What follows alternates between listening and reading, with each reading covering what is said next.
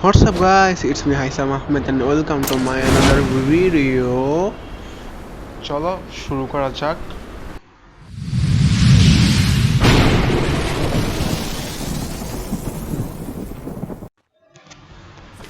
6 মাস পর আছে গেমে ঢুকছি গাইস। আমার সেটিংসের অবস্থা দেখছো? আবার নামছে পিকেতে, সামনে নেমেদে ভরা। একটা নেমে মারতাছে, একটা নেমে পায়ে গেছে অলরেডি। ভাই মরে না কেন নেমিটা, আর একটা নেমে আসে মরছে। গাইস কি অবস্থা, আমার সেটিংও ভালো না। একটা নিরাপদ জায়গায় খুঁজতে হবে, নিরাপদ জায়গায় যেয়ে পরে সেটিংসটা ঠিক করতে হবে। গাইস আজকের গল্পটা কিন্তু অনেক ইন্টারেস্টিং একটা গল্প হতে চলেছে, তো সবাই শোনার জন্য এক্সাইটেড। তাহলে শুরু করব।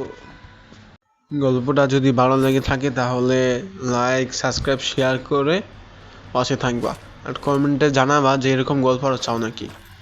তো গল্পটা শুরু করবে কিছুক্ষণের ভিতরেই, একটু ধৈর্য ধরো। আমি সিটিংসটা চেঞ্জ করে নিয়ে আসি, তারপর দেখি কি অবস্থা। আর আমি কোনো ভুয়া নিতে পারবো নাকি এটাও শিওর নাই। আমার সেটিংসে 6 মাস পরে গেমে ঢুকছি, আর আমাকে নামাই দিয়েছে গোল্ডে। জানি না কি অবস্থা, মনে হয় সব বটই পড়বে এনিমি, কারণ আমি 3টা গেম আনলাম, 3টাই তো বটই। আমিও কিন্তু বট, আমি কিন্তু প্রো না। তো গল্পটা শোনার জন্য সবাই রেডি? 1, 2 and 3। রাফি ছোট একটা গ্রামে থাকতো। বাবার ছোট দোকান, ঘরে খুপড়ি চাল, ফ্যান নাই, মোবাইলে বাবার পুরনো একটা ফোন। কিন্তু ওর চোখের স্বপ্ন একদিন গেমার হবে, বড় ফ্রি ফায়ার প্লেয়ার হবে। রাত হলে গেমের বাজারে গিয়ে দোকানের ওয়াইফাই চুরি করে ফ্রি ফায়ার খেলে।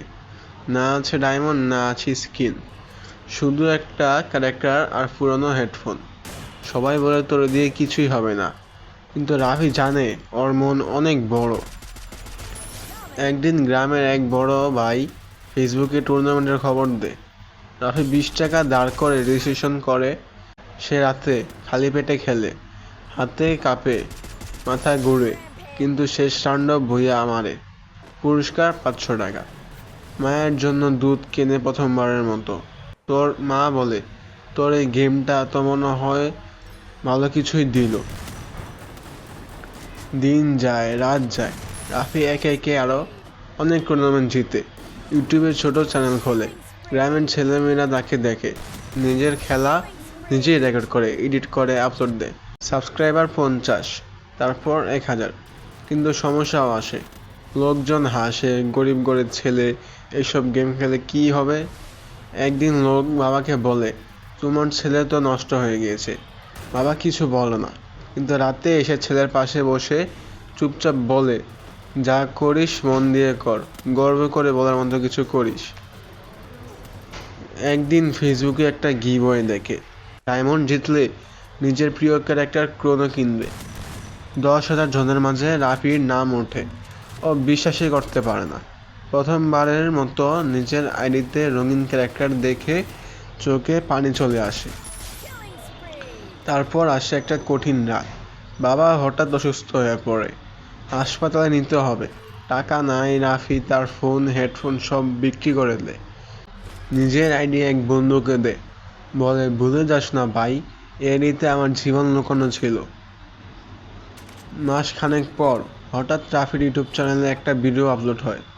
স্ক্রিনে শুধু রাফির কণ্ঠ, জানি আমি আর গেম খেলতে পারবো না, ফোন নাই, আইডি নেই, কিন্তু যদি তোমরা কখনো গরিব হও, হার মাইনো না।